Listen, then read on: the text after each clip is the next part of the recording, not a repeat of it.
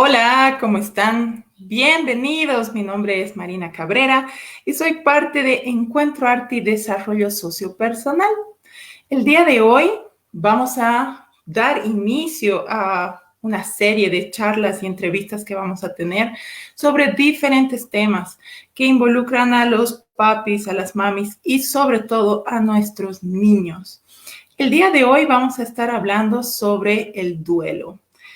El duelo es un tema muy importante, es una constante en nuestra vida y en esta época pues la estamos experimentando aún más. Vamos a hablar sobre qué es el duelo, cómo es que lo podemos ir gestionando y sobre todo cómo hacemos el acompañamiento también. Y ahora quiero dar la bienvenida a quien va a estar acompañándonos el día de hoy. Es un gran amigo, un genial compañero de trabajo. Él es psicólogo, terapeuta alternativo y es parte de la Academia SER, Sensación, Emoción y Razón. Y damos la bienvenida a Jorge Ramírez. Hola, ¿qué tal? Buenas tardes. Feliz de estar Hola, aquí ¿cómo estás? compartiendo contigo, viéndote en no cuarentena. Sí, sí, estamos en cambios y procesos diferentes, ¿no? Cambios constantes con todo este tema. Bien, ya tenemos algunas personas que se están conectando. Queremos mandar saludos igual a Neisa, que está ahí, a todos los que nos van viendo. Y queremos invitarles a que vayan haciendo preguntas también, si es que surgen algunas sobre este tema. Entonces, comencemos pues. ¿Qué es el duelo, Jorge? ¿Qué es el duelo? Fíjate que yo soy muy, y tú lo sabes, como que cuando tengo que hablar sobre un tema siempre me voy a la etimología. Y casualmente no he encontrado una etimología que se refiera a lo que vamos a hablar hoy, porque en el tema de etimología tiene que ver con una idea de pelea, de lucha, y tiene que ver también con engaño, con ardid. Entonces es interesante cómo ahora nosotros concebimos el duelo, porque yo he entendido desde este punto que puede ser una pelea entre nosotros, ¿no? Con nosotros mismos, cuando nosotros perdemos algo y hay una pérdida emocional. Generalmente nosotros tenemos la idea de duelo cuando alguien se muere, por ejemplo, ¿no? Cuando hay la muerte de algún ser querido cercano.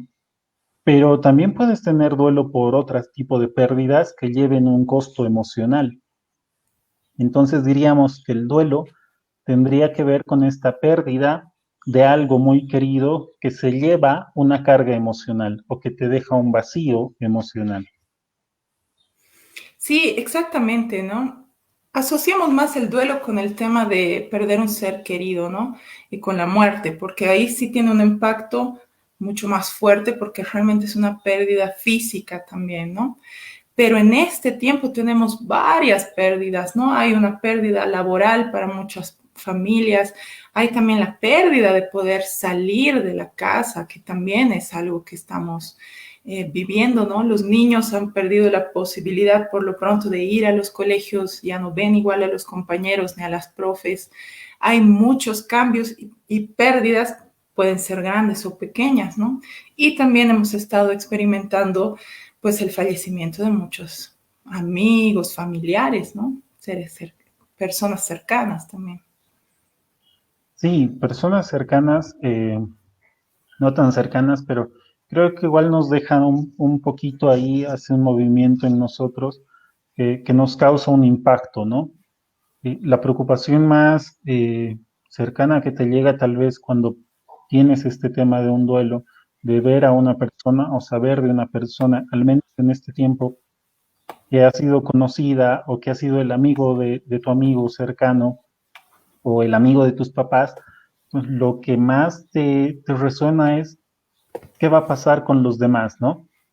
¿Será que le llega a pasar a alguien de mi familia? ¿Será que le llega a pasar a alguien de mi entorno? Exacto, ¿no? Hay un temor detrás de esto y es que el duelo es un proceso de adaptación emocional, ¿no? Tenemos que irnos adaptando emocionalmente y es muy importante, creo, desmitificar que el duelo sea algo malo, ¿no? Estamos muy, no sé, tenemos una idea social quizás de estar en duelo es malo, mejor si pasamos el duelo lo más rápido posible, llorar también es malo, ¿no? Uno puede estar como 3 meses todavía en duelo y la gente ya está, pero ya ha pasado tanto tiempo, ¿no? Deja de llorar, ya tienes que superar, tienes que Incluso, ser fuerte. incluso teóricamente es como que 6 meses dirían algunos, 12 meses dirían otros, de un año, por el tema de que tienen que pasar ciertos eventos, ¿no? Como que su cumpleaños, como ciertas fechas importantes, donde esa ausencia se va a sentir mucho más, ¿no? Llegar, por ejemplo, en la historia personal, por ejemplo, mi abuela, que es la mamá de mi mamá, murió en una fecha para ellas importante, más o menos cercana al Día de las Madres, ¿no? Entonces, claro, llegar a esa fecha tiene mucha más connotación, es mucho más fuerte. Entonces, tú puedes estar tranquilo toda esta época, pero cuando llega la fecha es como una conmemoración y otra vez lo emocional vuelve, los recuerdos vuelven. La fecha hace que asocies a otros eventos y a otros impactos. Según lo teórico, hay muchos autores que van distribuyendo, digamos, ¿no? Las etapas del duelo, eh, que serían la negación, la ira, la negociación, una etapa de depresión que no es una depresión patológica, sino una caída energética tal vez, y luego la aceptación. Es importante respetar de alguna forma estas etapas, este proceso, pero no es algo que llegue como que paso uno, paso dos, paso tres, paso cuatro. Esto puede llegar desordenado, ¿no? También voy a ir mezclando un poquito las cosas y de ahí tú vas viendo por dónde vamos. También es importante lo que tú decías, ¿no? Ya supéralo o cuéntame, ¿no? Habla, tienes que sacarlo. Y tal vez no es necesario hablar. Muchas veces yo lo asemejo la sensación como cuando uno está enfermo o uno está en el hospital, que está bueno que te visiten, pero después de un tiempo ya no quieres que te vean mal, ¿no? Entonces se vuelve incómodo porque quieres charlar, pero no quieres que te hablen y necesitas como ese tu espacio. Y en ese tu espacio reconocerte a ti, lo que sientes, lo que está pasando. Y permitir al otro justamente ese espacio también. Porque de pronto se te vuelve muy invasivo, ¿no? Que tú pases por una situación que implica algo muy fuerte para ti, que implica dolor, que implica una ausencia, y que venga alguien y que te empiece a cargar más y te diga, pero tienes que hablar, tienes que sacarlo de ti. Fíjate que es contradictorio, las palabras parece que no fueran tan importantes, pero lo son. Tienes que sacarlo de ti cuando yo quiero en este momento que esté conmigo. Entonces, qué fuerte, ¿no? Decirle, por ejemplo, ahorita me pongo a pensar en un niño que las emociones las tiene dentro, ¿no? Si él, si él, para él fuera posible, los abraza y los sumerge dentro de su cuerpo porque son así muy literales, ¿no? Te tengo en mi corazón, te tengo dentro mío, y que venga alguien y que te diga, tienes que hablar para sacarlo, guay, ¿no? Yo no quiero sacarlo, quiero más bien conservarlo más tiempo conmigo. Exacto, hay una lucha, ¿no? Entre el ya no quiero sentirme mal, pero si de casualidad no me siento mal hoy, entonces soy mala, ¿no? O malo porque ya lo olvidé. Tenemos una pelea muy, muy fuerte en este sentido. Y ahora nos estamos dirigiendo un cachito cuando perdemos personas, ¿no?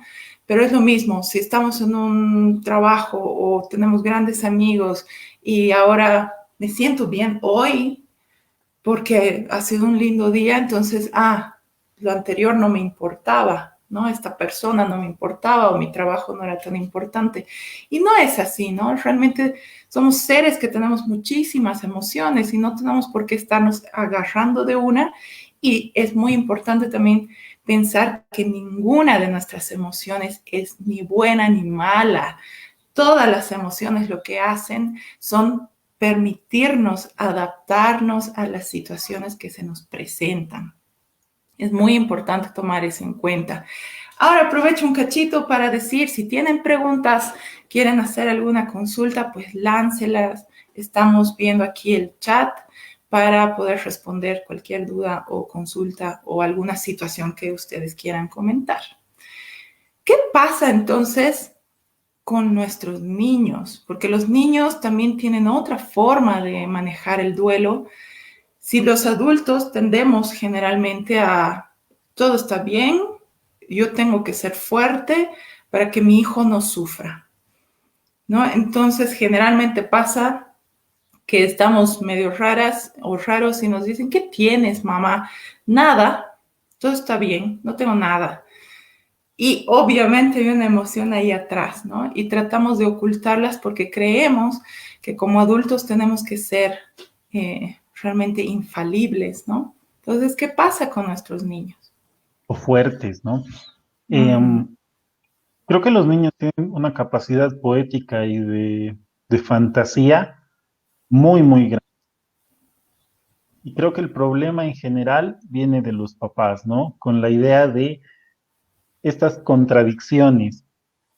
Yo quiero que mi hijo no sienta o que no sufra lo que yo estoy pasando, pero tengo que mostrarme fuerte, pero por dentro estoy renegando o estoy con miedo o estoy sufriendo. Y lo que le muestro a mi niño, proyecto a mi niño, es esta irregularidad mía, ¿no?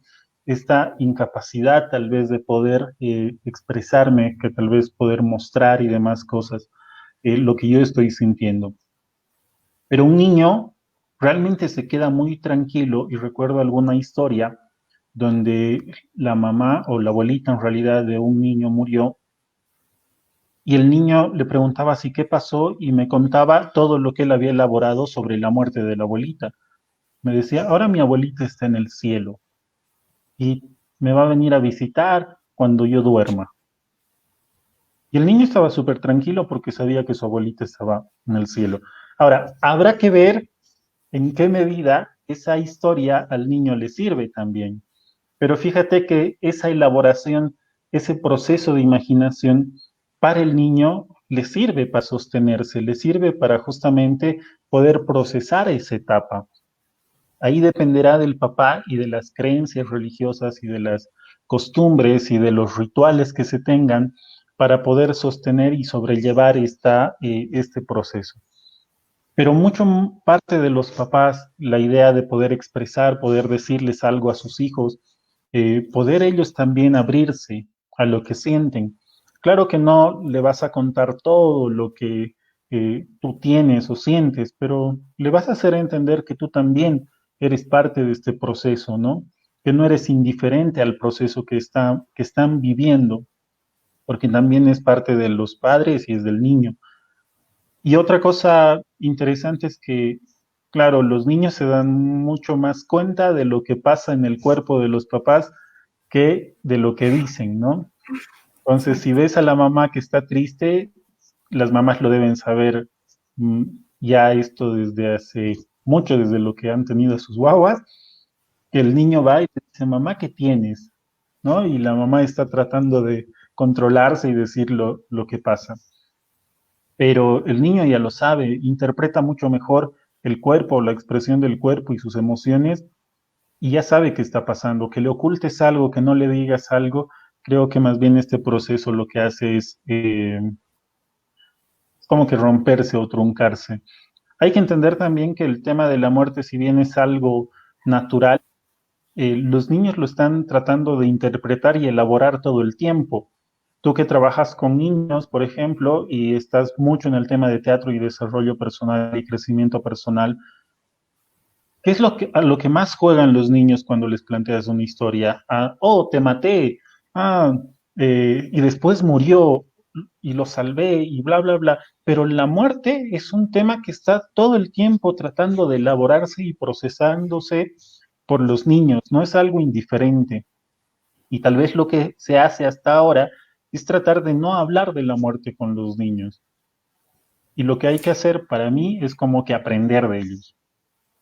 Sí, exactamente, ¿no? La muerte, el perder cosas, personas, trabajos, situaciones, amigos, casas, autos, dinero, ¿no? Realmente la pérdida es parte de la vida, porque simplemente son momentos en los que uno tiene ciertas cosas, ciertas personas, y va a llegar un momento en el que no, ¿no? Es realmente parte de esto.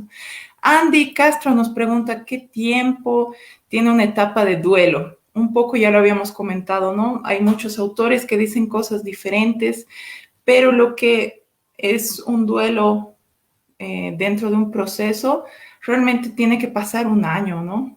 Que es lo que íbamos mencionando con Jorge. Es necesario que pasen todas las fechas importantes, ¿no? Y no está mal si algún rato estamos bien y algún rato otra vez nos sentimos tristes porque lo extrañamos y otro rato todo está bien porque ahora está, depende también como mencionabas, ¿no, Jorge, sobre nuestras creencias religiosas. Si pensamos ahora está descansando en paz, está con Dios, pero lo extraño mucho, ¿no? Está bien, es todo, realmente es todo un proceso. Y es importante acompañarnos en esto, acompañar al otro. Y ahí me parece algo muy interesante, ¿no? Como tú decías, no es decir, ya, contame, sacalo ahora. No, el acompañar es estar ahí con esa persona y puedes estar absolutamente en silencio. El silencio está bien también, porque es un proceso personal, ¿no? En el que necesitamos pensarlo, sentirlo, llorarlo, pero es lindo tener a alguien ahí, a quien no le tengo que estar contando las cosas, solamente está, ¿no? ¿Y qué pasa entonces con las guaguas? Una de las cosas principales es nunca mentir a los niños, jamás mentirles.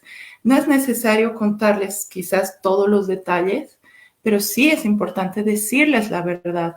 Hay muchas de estas historias, ¿no? Y la abuela, ¿la vamos a ir a visitar? No, la abuelita se ha ido de viaje y es un viaje sin retorno, ¿no? Y ahí el niño no tuvo la oportunidad de despedirse ni de preguntar bien qué pasó y más bien hay otro conflicto que se puede generar, que es el tema de abandono, ¿no? La abuela me abandonó, mi abuelito, mi tía, mi mamá. Es importante cambiar esto. ¿Qué opinas, Jorge? Sí, hay, recuerdo los primeros años que empecé a trabajar con niños, solo niños, y había una historia que era muy complicada porque por hacerlo mejor, eh, no se daban cuenta que a futuro iban a crear tal vez más complicaciones. Había la historia de un niño que su mamá por X, Z motivo tiene que salir del país y la mamá fallece. Y al niño nunca le dijeron que había fallecido y bueno, repatriar el cuerpo y demás cosas eran temas complicados. Y le habían dicho que nunca había fallecido, que ya no estaba acá con nosotros, ¿no? En el mundo como tal. Y le decían que su mamá seguía de viaje y seguía trabajando. La pregunta es, ¿cuándo se le va a decir, tomando dos cosas como principales? Si uno espera a que sea lo suficientemente grande para entender que ha pasado algo, ¿cuál es el criterio de uno es suficientemente grande para entender este tipo de cosas? Pero por detrás podría sobreentenderse como que ustedes me han mentido tanto tiempo, por lo tanto, lo que más era seguro en tu familia, que es justamente esas personas cercanas que te rodean, a lo que más tú le puedes atribuir una idea de confianza, de cercanía, se rompe de la noche a la mañana y se destruye. Por otro lado, pensar lo que tú decías, ¿no? Mi mamá me ha abandonado, es decir, ni siquiera me llama, ni siquiera me escribe, no pasa naranjas, ¿no? Entonces, realmente el tema de la mentira como tal, de tratar de salvar este momento para que la persona lo sepa cuando sea mucho más grande, no nos sirve de nada. Seguramente variará la forma en la que se le habla al niño o a la niña sobre lo que ha pasado y cada quien tendrá la forma de decirlo. Creo que no hay una receta única de cómo decirle las Ujú. cosas, pero lo que mucho ayuda son estos rituales, por ejemplo, ¿no? En una de las primeras etapas del duelo, que es la negación, por ejemplo, ¿no? Esta idea de no, no ha sucedido, es simplemente un sueño, es simplemente una fantasía. Estamos intentando justamente bloquear ese hecho, la emoción, ¿no? Pero este tipo de rituales que pueden ir muy pegados a las religiones, muy pegados a las ideas y a las costumbres que nosotros tenemos, nos ayudan a un poquito sostenernos en ese proceso. Por ejemplo, el hablar con tus seres queridos, ¿no? El rezarles, el orarles o el pedirles a Dios que puedan a través de Él protegernos, despedirte. Hay un ritual que hacen el tema del lavado de ropa, por ejemplo, ¿no? Para despedirlo y después quemar todas sus prendas para que se pueda ir en paz y no se quede nada aquí. Son rituales que, dependiendo a la creencia y a la concepción, nos ayudan porque nos dan cierto sustento de tranquilidad y de paz. Y no hay nadie que no esté lejos a los rituales. Tal vez quitando la idea de palabra ritual, que se podría entender como algo andino amazónico que hacían los brujos, los yatiris, los chamanes. Ritual simplemente son pasos que nos van a permitir construir o crear una forma de intervención hacia nosotros, ¿no? O un proceso que nosotros estamos haciendo, como por ejemplo, cada que yo me despierto le doy gracias a tal ser o tal persona por darme la vida o por estar aquí. Es mi ritual para poder yo tener cierta tranquilidad o paz. Entonces el hecho es justamente ese, ¿no? Poder decirles, crear, integrar a los niños a esa parte del ritual, de que es una suerte de independencia también, ¿no? De no quedarse pegado a algo que ellos querían mucho, los emocionaba mucho. Exacto, aquí Jimena nos pregunta, ¿es bueno hablar con los hijos sobre recuerdos lindos de la persona fallecida o es mejor no hablar de él? Yo creo que no hablar de él es como negar que ha existido, ¿no? Y eso es algo que no podemos hacer. Esa persona estuvo, fue parte de nuestra vida. Y recordar todo lo que esta persona tenía, pueden ser cosas buenas o malas, ¿no? A veces también tendemos mucho a como a santificar a nuestros seres queridos y quizás es cuestión de verlos como los seres humanos reales que fueron. Sí, también la idea de poder recordar muchas cosas lindas pueden llegar a sobrecargarte y en realidad a ponerte más triste, ¿no? Al menos en las primeras etapas de un duelo, si tú quieres, porque justamente leía algo muy interesante y lo he visto mucho en terapia. La gente no sufre por el dolor, los niños no sufren por el dolor, sino sufren por los recuerdos lindos. Mm. Cuando pierdes a alguien, cuando pierdes algo, su ausencia en realidad no te duele como tal, porque tú podrías ser consciente de, no está, pero inmediatamente se te viene una imagen de algo lindo que pasaste o de cosas lindas, y es ahí donde hay una especie de nostalgia, ¿no? De sensación de, ay, ojalá estuviera aquí, pero no es tanto por la idea mala o negativa, entre comillas. Entonces, un exceso, por ejemplo, de recuerdos lindos en la primera etapa podría como que sumirte más en esa idea de extrañarlo, de quererlo acá cerca. Entonces, creo que hay que seguir, entre comillas, esta idea de la normalidad, de Mm. recordar cosas buenas, cosas malas, lo que él era y lo que él podía haberte enseñado.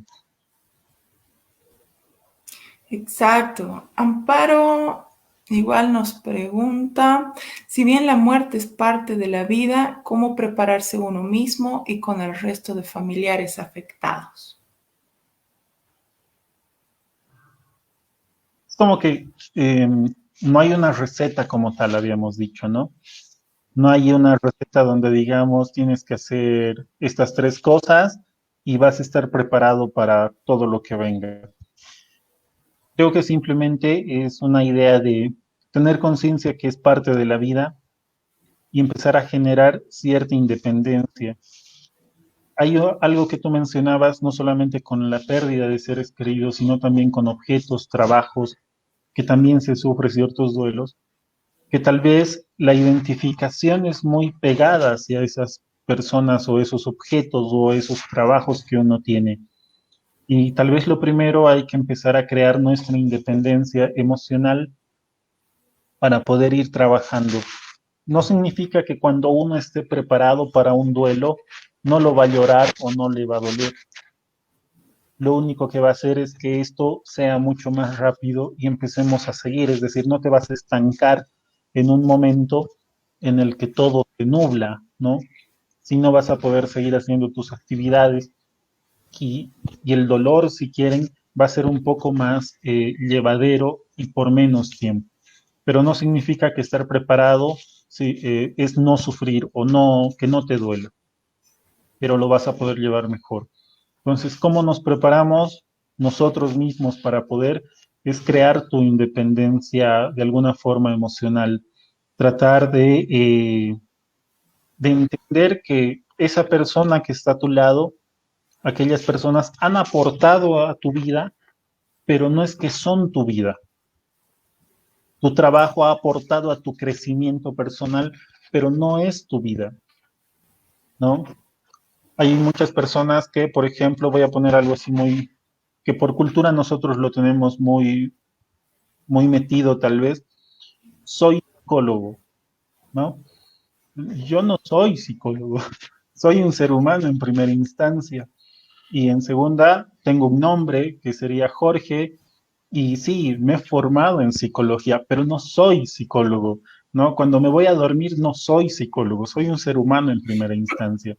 Y así con todas las otras cosas, ¿no? Cuando estoy compartiendo con alguien no soy psicólogo, soy un amigo, soy un compañero, me pueden poner cualquier otro sobrenombre, pero alejarte en esta idea de independencia, ¿no? Alejarse no significa tampoco, ya no voy a hablar con esto, ¿no? Ya no voy a hablar de esto, ¿no? Ya no voy a ver a esa persona, ya no la quiero ni mirar, que Mm. muchas veces pasa en un tema de relaciones, por ejemplo, ¿no? Sino más bien en tratar de entender esta idea.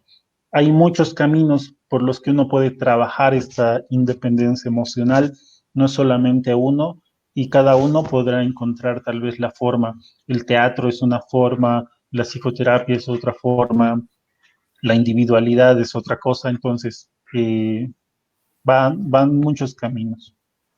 Sí, hay una analogía muy hermosa, ¿no? En la que mencionan que tenemos un camino, cada uno tiene el suyo, ¿no? Y hay momentos en los que en este camino me voy a encontrar con alguien y vamos a ir juntos durante un tramo. Y seguramente después yo me iré por otro lado y él se irá por otro, pero así nos vamos entrecruzando, ¿no? Con las personas. Pero si nosotros tenemos un camino por el que vamos a ir y tenemos la fortuna de encontrarnos con quienes nos tengamos que encontrar, ¿no? Entonces, aprovecharlo ahí, disfrutarlo ahí mientras están. Tenemos otras preguntas también. Dice, Neisa nos dice, ¿y pasaría si uno va de un duelo a otro? Dice, ¿no? ¿Cómo podría reponerse si estamos con diferentes pérdidas y duelos? Creo que van a depender mucho de este apego emocional que nosotros tengamos, ¿no? Apego emocional no tomen como una palabra mala como tal, simplemente es algo que refleja la idea de qué tan unido estás a otra persona. Y puedes tomarlo por dos caminos, ¿no? Digamos que con Marina, ahora que está acá, eh, yo le tengo mucha confianza y puedo trabajar con ella y ella me puede ella puede estar presente cuando yo la necesito y yo al revés. Pero si ella en algún momento no está, está bien, es su decisión. Es decir, no es imprescindible para mí. Me gustaría que esté, pero entiendo por qué no está. Y creo que tienen que ver con ese tipo de cosas. También puede haber otro tipo de, los seres humanos como tal, siempre vamos como que acumulando cosas, ¿no? Y podríamos echarle la culpa al destino, a la vida, a seres que están mucho más por encima de nosotros y puedes tener muchas otras cosas que le puedas atribuir lo que te está pasando. Pero al final todo se resume simplemente en justamente aquello que una persona ya no está acá, un trabajo ya no está contigo, algo que a ti te gustaba mucho ya no está contigo. ¿Y cómo nos reponemos? Son los mismos pasos. Para cada uno vas a tener un proceso distinto, ¿sí? Sí, volviendo hace un momento lo que decíamos y explicábamos, tenemos en ciertos autores, por ejemplo, 5 pasos para el proceso del duelo, 5 etapas del duelo, que serían la negación, la ira, la negociación, la depresión y la aceptación. Si tienes dos continuos o hay dos procesos distintos, cada uno va a tener su propio proceso. No es que los podamos unir y creo que es importante poder separarlos en primera instancia. Si no los separas, vas a trabajar con algo que no sabes de dónde es, ¿no? Sí, parece que es algo que se vuelve mucho más fuerte para la persona, pero primero necesitamos separar, es decir, primero abordar uno y después abordar el otro. Si no, vamos a tener una historia muy, muy grande y muy fea que nos va a parecer terrible a nosotros, ¿no? Es como cuando sales de tu casa y pasa un auto y te moja con el charco, te salpica agua del charco y llegas a tu trabajo y te dicen que te van a descontar el sueldo y llegas a tu casa y resulta que no se han hecho las cosas que deberían estar y por culpa de todo eso, estoy armando todo a propósito, ¿sí? Por culpa de todo eso, llegas tarde a una reunión y cuando llegas a la reunión resulta que ya no se van a hacer todas las cosas que tú habías pensado porque llegaste tarde y ya no puedes decidir. Así que llegas a la noche y dices, todo, absolutamente todo es malo en mi vida. Mm. No, han sido un suceso de cosas que parece que lo hace mucho más grande. Pero si las separamos, las podemos manejar mejor y las podemos administrar de mejor manera, ¿no? Cada una es una cosa independiente que por alguna razón se han unido, pero si las separas, las vas a ir trabajando de mejor manera y es necesario trabajarlas por separado. Rebeca aquí nos pregunta, cuando un niño o niña pierde un hermano por suicidio, ¿cómo se trabaja el duelo en estos casos? Yo considero que hay dos cosas importantes cuando trabajamos duelos con nuestros hijos, ¿no? Principalmente. Una de las cosas importantes es cómo se ve el tema de la muerte, en este caso el tema de suicidio, el tema de que un ser ya no esté, cómo se ve, pero en la forma de la familia, cómo es que la familia habla sobre la muerte, ¿no? Ese es un tema muy, muy importante, porque ahí van a venir todas las ideas, no sé, los mitos que uno puede tener. Y algo muy, muy importante con los niños, en general todos vamos a tener nuestra propia forma de lidiar con las cosas, ¿no? Somos seres individuales y tenemos nuestro propio proceso.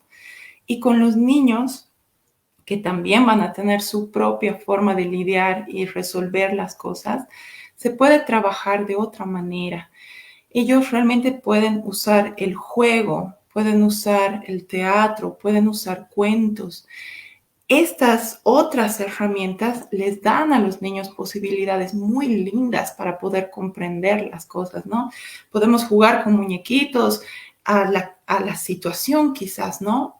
De otro enfoque, pero pasa, ¿no? Por ejemplo, vemos en los Avengers que todo el tiempo mueren, ¿no? O sea, Thanos terminó matando a la mitad de la humanidad y la gente estaba muy triste y después Thanos también muere, tiene que sacrificar a su hija, ¿no?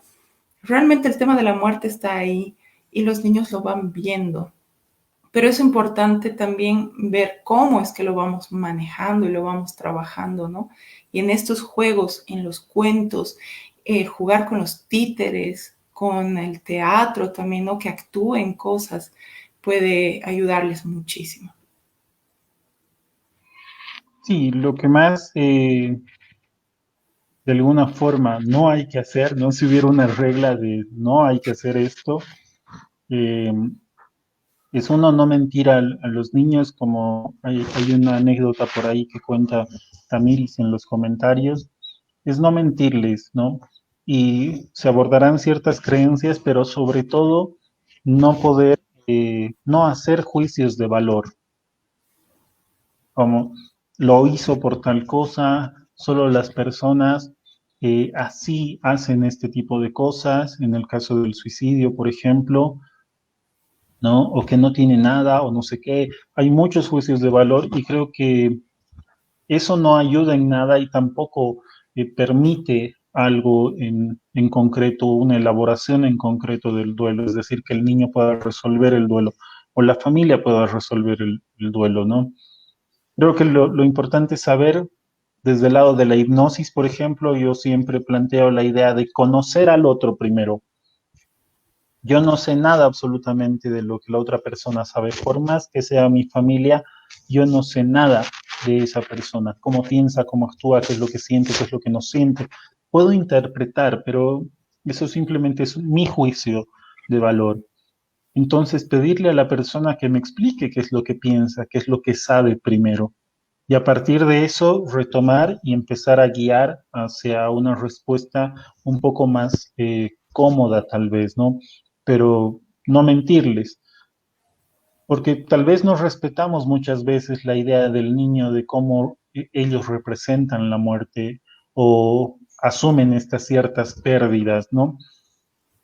Hay algo interesante desde, no me acuerdo ahorita la autora, pero habla sobre los objetos transicionales, que son estos objetos que, no sé, el que más se me acerca ahorita es Linus, por ejemplo, de Snoopy, que anda con su mantita.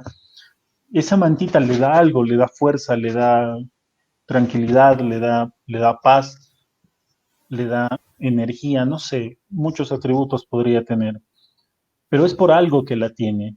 Y si nosotros simplemente le vamos en la idea sin entender por qué trae esa mantita, le decimos, ya, eres grande, tienes que soltar esa mantita, tienes que no sé qué, no estamos ayudando en nada. Y tal vez simplemente tiene un peluche, duerme con un peluche, tiene una mantita, hace repetidas cosas o trata de guardar algo de alguna persona, es simplemente para poder elaborar justamente y entender ese proceso y tener algo que le permita sentirse cerca de. No es malo, lo está tratando de simbolizar, ya no es a la persona, está tratando de encontrar algo que le permite estar mucho más tranquilo. Y es una forma en la que los niños muchas veces pueden elaborar este tipo de situaciones, ¿no?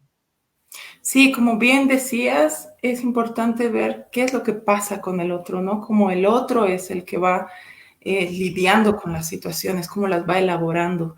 Una cosa muy importante que tenemos que tener en mente quizás con nuestros niños es que no siempre la conducta que muestran se puede juzgar dentro de la emoción que nosotros creemos que debería ser.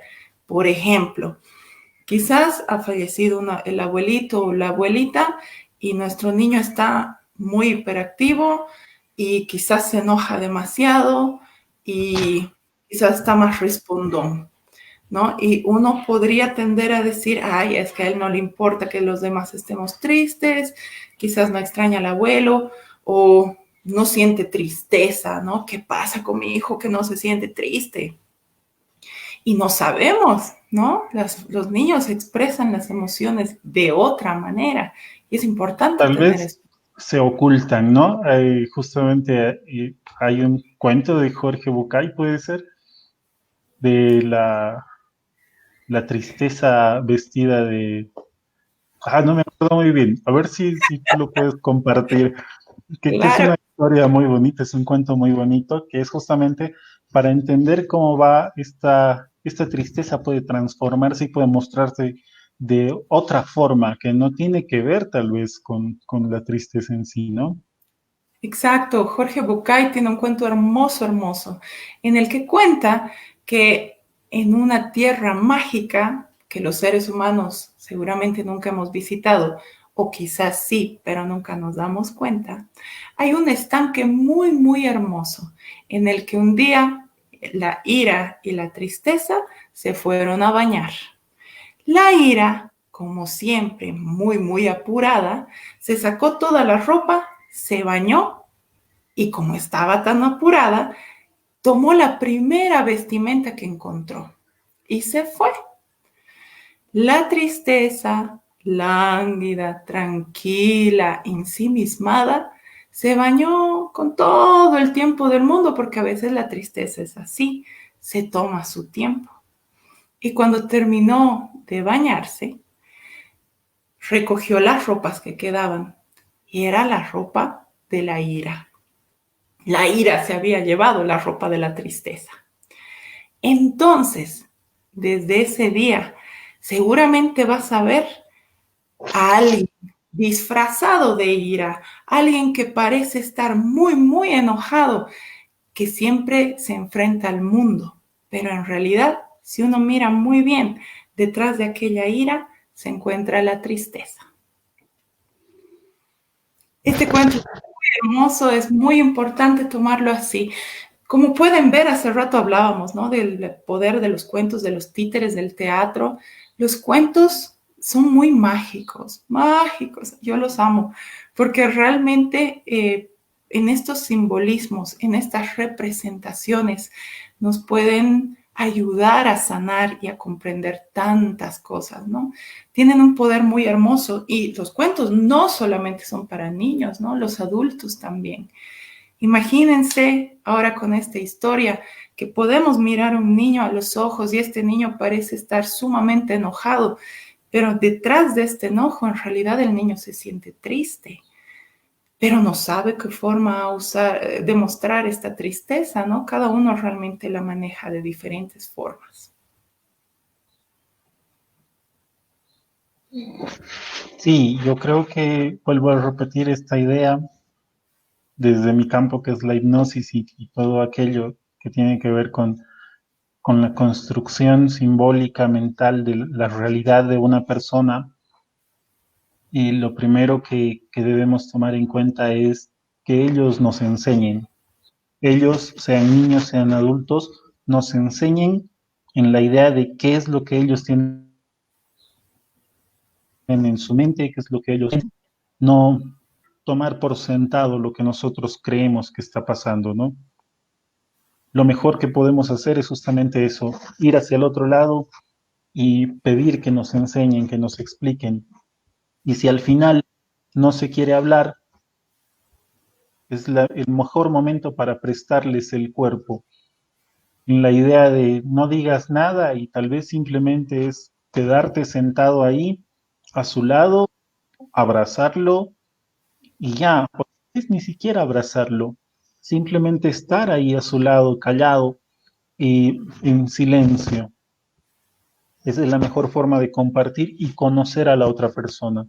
Muchas veces conocer es quedarse en silencio, a su lado, observando, sintiendo y acompañando ese momento, ¿no? Exacto. Bien, para ir cerrando, también es importante tener en cuenta que las emociones están ahí porque nos sirven. Todas, todas, absolutamente todas. El enojo, la tristeza, el miedo, todas nos son útiles. Ninguna es buena, ninguna es mala, ninguna es positiva, ninguna es negativa. Todas estas nos permiten adaptarnos a lo que la vida nos va presentando, ¿no? A las situaciones en las que nos encontramos. Y quizás una forma muy importante para poder quitarnos este temor de qué le digo o no le digo, de querer mentir o no mentir, de poder lidiar con el mismo dolor que tenemos, es aceptar que tenemos esta emoción y que no hay necesidad de sentir vergüenza, ¿no? De sentir vergüenza de que estoy triste, ¿cómo yo voy a sentir tristeza, ¿no? ¿Qué van a decir? ¿Qué van a pensar? Es tu emoción y está bien, ¿no? Y todo tiene su tiempo, ¿sí? Entonces, vamos a acompañarnos todos, porque todos experimentamos diferentes pérdidas que nos llevan a diferentes duelos día a día, ¿no? Entonces, creo que sentir que estamos en una comunidad y estamos juntos en esto, realmente nos permite, ¿no?, sentirnos acompañados y poder elaborar estas cosas más fácilmente. Tal vez aportar a eso que negar las sensaciones de un niño, sean llantos, sean berrinches, es también invalidarlo, ¿no? Negarle su realidad. Y nada, reconocer es la mejor forma de trabajar, reconocer al otro, reconocer al niño tal cual es la mejor forma de poder trabajar y guiar hacia tal vez una mejor respuesta, mejor comportamiento, una mejor gestión de emociones, ¿no? Y eso es lo más importante, creo, reconocer al otro primero. Muchísimas gracias a todos los que se han conectado. Gracias igual por sus preguntas, por sus comentarios, por compartir con nosotros sus experiencias. Realmente ha sido muy lindo. Y quiero agradecer a Jorge Ramírez, que es realmente un gran amigo con quien me encanta trabajar y es capísimo en todos estos temas. Gracias, Jorge, por estar hoy conmigo, con Encuentro, con todos. A ti por el espacio, por empezar esta serie de videos que vas a tener y ya me has contado un poco de tu agenda y tienes un montón de cosas que vas a empezar a hacer. Síganla si quieren, especialmente que sus niños tengan una actividad, uno entretenida, otro que les sirva de algo, que puedan crecer y desarrollarse con eso. Eh, Creo que el espacio de Marina es lo más acertado que pueden hacer. Realmente es un trabajo muy lindo, dedicado que tienes y que haces. Y yo encantado, las veces que quieras estoy acá.